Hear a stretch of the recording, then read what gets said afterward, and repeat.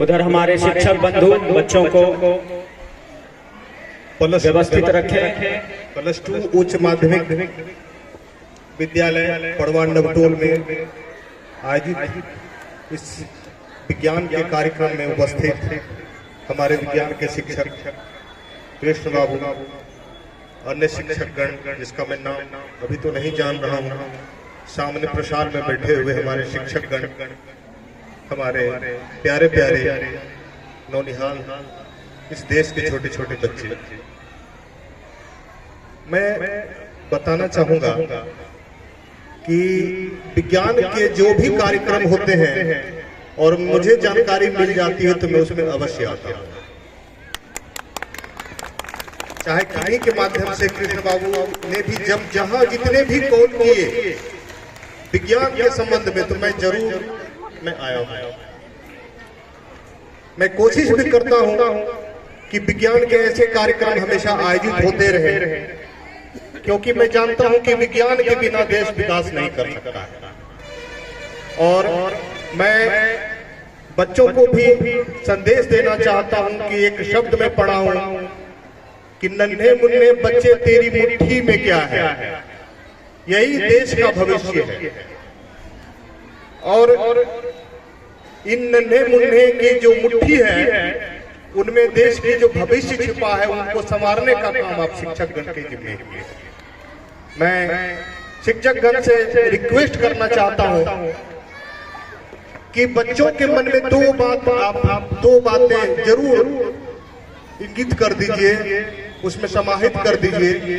पहला, आत्मविश्वास बढ़ा दीजिए बच्चों में। यह आप आत्मविश्वास बढ़ा दीजिए कि तुम बहुत शक्तिशाली हो, तुम्हारे में इतनी क्षमता है कि तुम कुछ भी कर सकते हो, ये भावना बैठा दीजिए।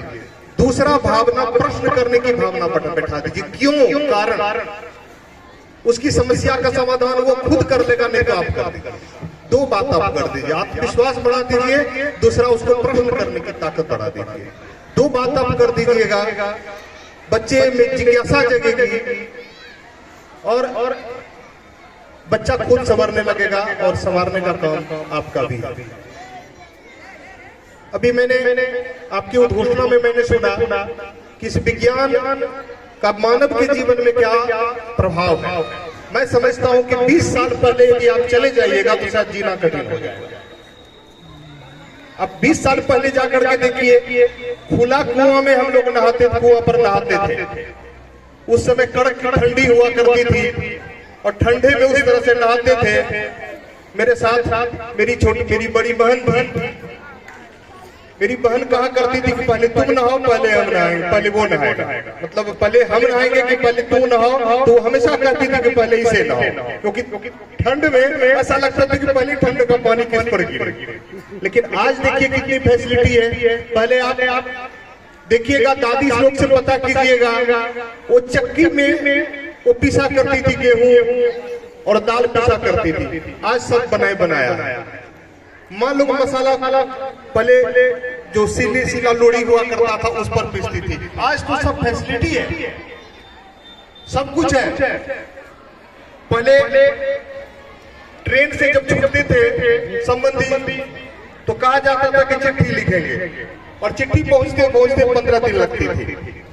और आज तो टेलीफोन से हम लोग वीडियो कॉल से देख लेते हैं, 1 सेकंड लगता है। तो ये विज्ञान का प्रभाव है। मैंने कहा कि 20 साल पहले आप यदि वापस लौट जाएंगे तो कल्पना कीजिएगा कि 20 साल 25 साल पहले क्या होता तो जीवन थोड़ा कठिन लगने लगेगा।